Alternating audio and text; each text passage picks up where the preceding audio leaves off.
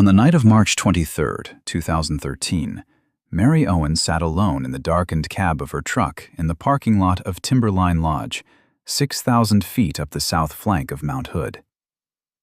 Through the windshield, the mountain rose invisible against the black sky, 11,249 feet of dormant volcano wrapped in glaciers and perpetual snow. She had driven 2 hours north from her apartment at George Fox University in Newberg, Oregon, her JanSport day pack stuffed with granola bars, crackers, a single pack of ramen noodles, and a small bag of chia seeds. In the back of the truck lay an ice axe, a blue tarp, a poncho, and a pair of trail running shoes. Before crawling into her sleeping bag, she whispered a short prayer. "God, please wake me up when it's time to climb." Then she closed her eyes and waited for dawn. She was 23 years old, a senior studying English and preparing for missionary work as a Bible translator. She had first seen Mount Hood 3 years earlier while thru-hiking the Pacific Crest Trail, and the peak had beckoned to her ever since, a promise she had been trying to keep through a series of canceled trips and broken plans. This time her climbing partner, a former mountaineering guide, had emailed Friday night to cancel because of poor weather forecasts. The disappointment had twisted in her gut like a blade. She remembered how easy steep snow crossings had felt on the trail, how her instincts had always carried her through difficult terrain. She thought of the promise she had made to her father not to climb alone. Then she made her decision. She would go anyway. At 2 a.m, she woke in the cold cab. The time felt right, as if something had summoned her. But the temperature was bitter and the darkness complete, so she rolled over and went back to sleep. It would not be the first time in the coming week that she would ignore a warning. When she woke again, it was 10 o'clock Saturday morning, March 24th. Daylight filled the parking lot and she felt rushed, behind schedule, anxious about the late start. She pulled on her leggings and layers of clothing, laced up her trail runners, shouldered the light day pack, and started up the mountain. She left her main expedition pack in the truck. The plan was simple and confident. A 13-hour round trip to the summit and back before dark. 5,000 vertical feet of climbing. She had done harder things before. Mount Hood is the highest peak in Oregon, a symmetrical white pyramid visible from Portland 50 miles to the west. Its glaciers hold more ice than all other Cascade peaks combined south of Mount Rainier. The standard south side route from Timberline Lodge follows a long snow slope up through a feature called the Hog's Back, then threads between crevasses and ice cliffs to reach the narrow summit. In good weather, it is a straightforward climb. In bad weather, it becomes a death trap. The mountain has claimed more than 130 lives since records began, more than any other peak in the Cascades. Most die from falls, avalanches, and hypothermia. Some simply disappear into crevasses and are never found. As Mary climbed higher, the temperature dropped, and clouds began to drift across the slope. The world narrowed. Visibility wavered between 50 feet and 5. All around her, the wind had carved the snow into strange crests and ridges of rime ice that rose like alien sculptures, white and ghostly. She walked for hours, certain she was following the summit track, equally certain the weather would clear. Then, a gust of wind tore the fog aside for a moment, and she saw a sheer black rock wall plated with ice. The track was gone. She had no idea where she was. She stopped and took stock. Her trail running shoes were soaked through. Her gloves were wet. The clouds pressed down and the snow was falling heavily now, erasing whatever tracks she might have left. She could not tell which direction led down or up, or which way she had come. The panic rose in her chest, but she forced it down. I need to get off this mountain. She turned around and started descending, choosing a direction by instinct. and hope. She threw a snowball against the slope and watched it roll, then followed its line downward. She walked faster. Soon she was almost running. The descent became a controlled slide, her feet skidding across the frozen surface. Once she stopped just in time, the fog peeling back to reveal a crevasse 4 feet wide, its blue throat opening inches from her toes. Her heart hammered. Slow down. But the fear was behind her now, pushing. By nightfall, she had been moving for nearly 10 hours. The thought of sitting down and waiting for a search party filled her with shame, as if stopping would be an admission of failure. She had no map. She had not told anyone where she was going. The phone in her pocket had no signal, and the battery was dying. She kept walking. At 2 in the morning on Monday, March 25th, she finally stopped. Exhaustion had sapped her legs of strength. She spread her tarp on the snow, wrapped her poncho around her body, and lay down for what she told herself would be a brief rest. Just a few hours. Then she would keep moving. When she woke, the world was gray with pre-dawn light.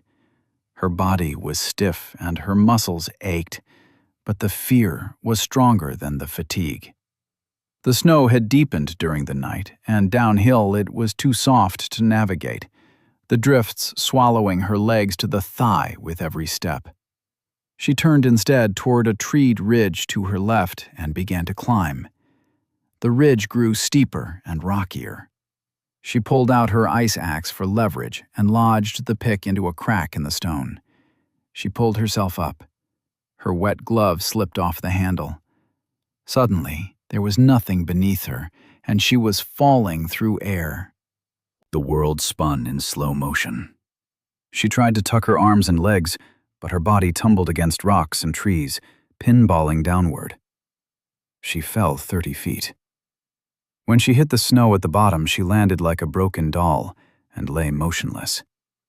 For a moment, there was no pain. Then it came. She looked down at her leg. Blood was spreading through her leggings from an 8-inch gash on the inside of her thigh. Her right ankle was swollen, and she could not move it. She tried to stand, but the leg would not support her weight. She sat back down in the snow and took a deep breath. For the first time in 48 hours, she prayed, "God, please help me get off this mountain." She waited for the familiar sense of presence she had felt since childhood, the quiet assurance that she was not alone. But there was nothing, only silence. Terror flooded in. She dug a shallow cave into the snow, tamping it down with her one good foot, and curled up inside on her tarp. Then she pulled out her camera, set it to record, and began to speak. She spoke to her parents first. She told them she loved them and that she was sorry. Through tears, she told them she knew God was good even though He was not answering her prayers. She wanted them to know that much. It hurt to think of all the loose ends she would leave behind. She spoke to her siblings and her friends and told them she loved them. After a few minutes, she was shivering so hard she could no longer talk. She turned off the camera and closed her eyes. She spent Monday drifting in and out of consciousness, hoping each time she woke that she would hear voices or the sound of a helicopter. She had noted on a registration form at Timberline Lodge that she should return before 5 that morning. Surely by now someone had noticed she was missing. Surely people were searching. She filled her water bottle with snow and held it inside her jacket, breathing warm air into the opening until the crystals melted into liquid. She ate one granola bar. She tried to ration the food she had left, but hunger gnawed at her, and the cold sapped her strength. On Tuesday morning, she woke to the sound of snow sliding. Small slough avalanches were pouring over the lip of her cave, filling it with powder. She realized she had to move or risk being buried. Wrapping her hands in the tarp for protection, she began to crawl across the snow toward a cluster of trees she could see through the falling snow. It took hours to move 100 feet. When she reached the trees, she dug another shallow depression in the snow and collapsed inside it, gasping with exhaustion and pain. She gathered sticks and twigs and used the wrappers from her granola bars to start a small fire. She could not keep the flame going for long, but she warmed her hands and dried her socks and the inner layers of her clothing as much as she could. The heat felt like a gift. When it rained, she spread her poncho to collect water, tilting it so the runoff funneled into her bottle. It was the first time she had drunk a full mouthful at once, and the sensation was almost overwhelming. By Wednesday, March 27th, she had run out of food. The granola bars were gone. The crackers were gone. The ramen noodles and chia seeds were gone. Her friends back in Newburgh were beginning to worry. One of her roommates had noticed she was not answering her phone, but no one knew where she had gone. The registration form she had filled out at Timberline Lodge had been lost. There was no official record that she was on the mountain. No search had been launched. The hours passed in a gray blur of cold and pain. She could not tell day from night anymore. Her body was shutting down, pulling blood away from her extremities to protect her core. Her toes had gone numb. The gash on her leg throbbed with each heartbeat. She thought about crawling to the edge of the canyon and throwing herself over just to bring the inevitable end closer. But the thought of her family stopped her. Despite the misery, there was still something inside her that refused to give up, a stubborn, burning will to live that would not go out. On Thursday, friends finally reported her missing. The news spread quickly. Her parents drove to Hood River to wait at the airport staging area for rescue operations. Search teams began to mobilize. Aircraft were dispatched. But the mountain is vast, and the weather was still poor, and no one knew where to look. Each night, Mary dreamed of rescue. She dreamed of people coming to help her, offering food and water. But each dream failed her test. She told herself that if they could give her a cold drink of water, it was real. Every time she woke, the rescuers had vanished, and she was alone again in the snow. On Friday morning, March 29th, something changed. She woke, and the silence was gone. She felt a sudden rush of peace and the unmistakable sense that thousands of people were praying for her. The voice she had been waiting for finally came. Don't worry about what you will eat, or what you will drink, or what you will wear tomorrow. Thousands of people are praying for you. It was like the world had burst from black and white into color. She was not alone anymore. She crawled out of her hollow and dragged herself up onto the ridge where she would be visible from the air. She waited. Around midday, she heard the sound of an engine and looked up to see a small plane circling overhead. She screamed and waved her arms. The plane circled twice and flew away. She waited. Another plane came and left. Her hope began to crack. Around sunset, she saw a third plane. It circled and disappeared. She screamed after it, begging it to come back. When the sound of the engine faded, she crawled back to her snow cave and slept again, her body shaking with cold and despair. On Saturday morning, March 30th, she woke before dawn and crawled back onto the ridge. She positioned herself where she would be most visible and waited for the sun to rise. The sky lightened. Mount Hood's shadow stretched out over the valleys to the west, a dark triangle pointing toward Portland. She watched the light spread across the snow. Then she heard it. The deep, rhythmic thump of rotor blades. A helicopter rose into view, a black shape against the brightening sky. She could see two figures in the cockpit waving frantically through the windshield. She screamed and waved back, tears streaming down her face. The helicopter was an Oregon Army National Guard Black Hawk. It descended onto the ridgeline near Sandy Glacier at an elevation of 4,600 feet. One of the crew jumped out and ran toward her. He offered to carry her to the aircraft, but she shook her head. She could do this. She started crawling. The rescuer knelt beside her and crawled alongside, matching her pace. She smiled at the gesture. After 6 days, the darkness was finally over. The helicopter lifted off and flew west, descending rapidly toward the valley. Mary was transported to Legacy Emmanuel Medical Center in Portland, where doctors treated her for an 8-inch laceration on her thigh, a sprained ankle, and severe frostbite on both feet. She had lost significant weight. Her body was dehydrated and hypothermic. She had survived 6 days and 6 nights on Mount Hood with no shelter, no sleeping bag, and no communication. She had survived on less than 2,000 calories of food and whatever snow she could melt in her water bottle. She had survived temperatures that dropped below freezing every night. She had survived alone.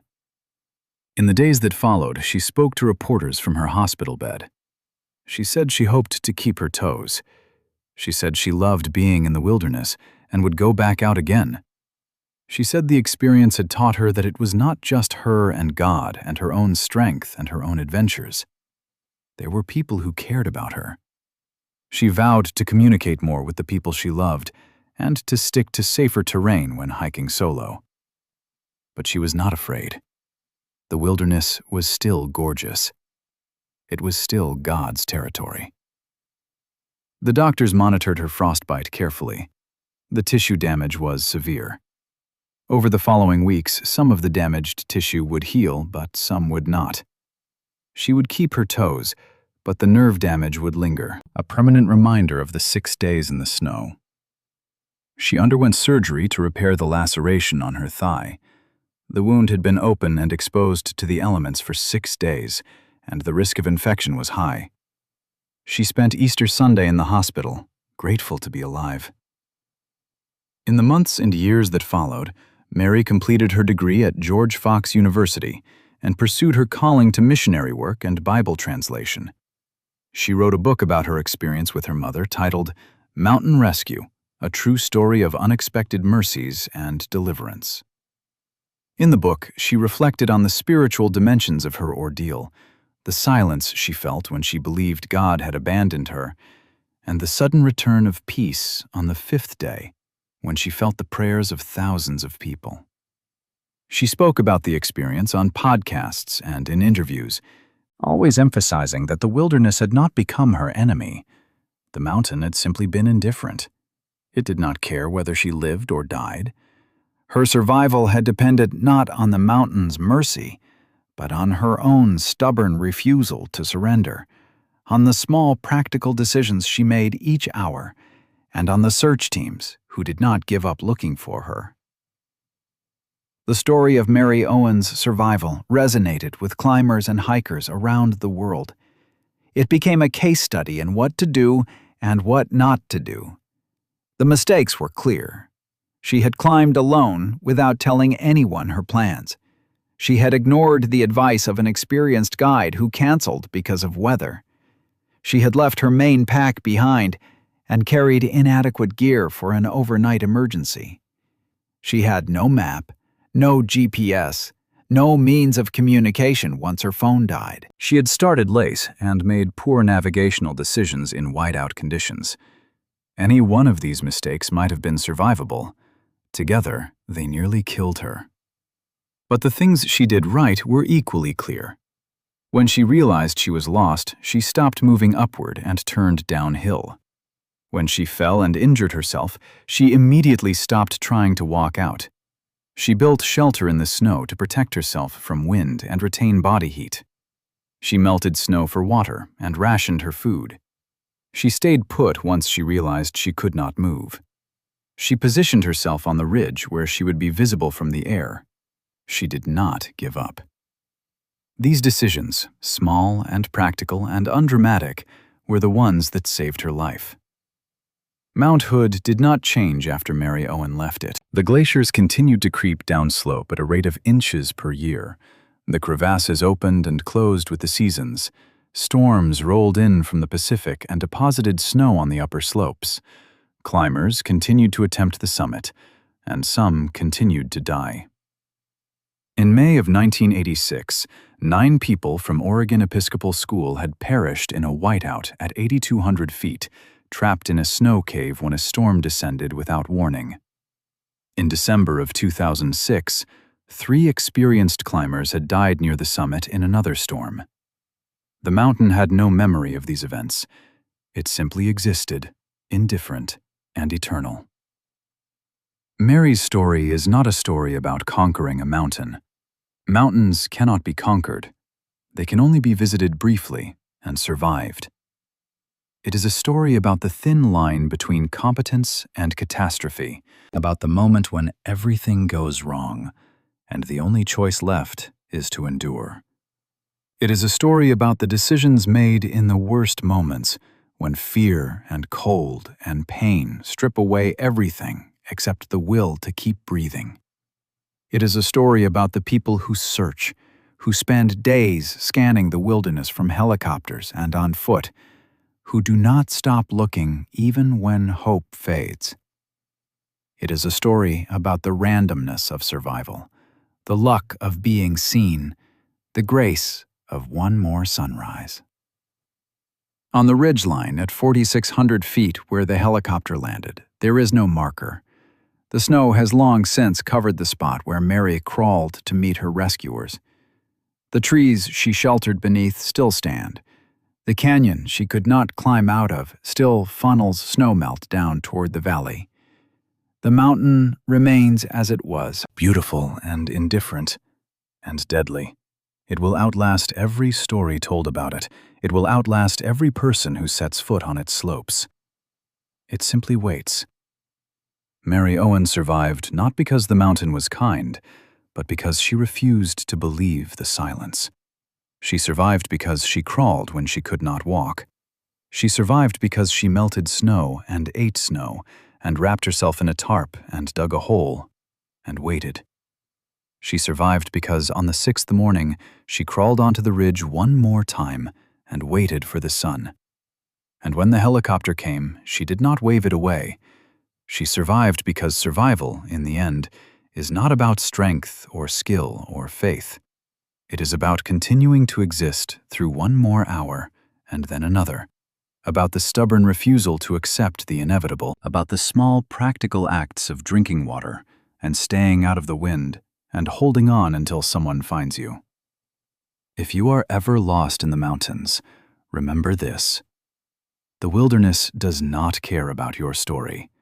It does not care about your plans or your promises or your faith. It will not save you because you deserve saving.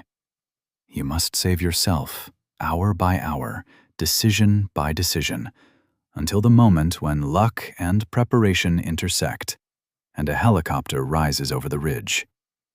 That is the only mercy the mountain offers, the chance to keep trying until someone finds you. The silence, and then the sound of rotors, the darkness, and then the light. If this story moved you, consider subscribing to this channel for more true survival stories. Share this video with someone who loves the outdoors. Leave a comment below about your own experiences in the mountains. And if you climb, prepare well. Tell someone where you are going, and turn back when the weather turns bad. The summit will always be there. You might not be.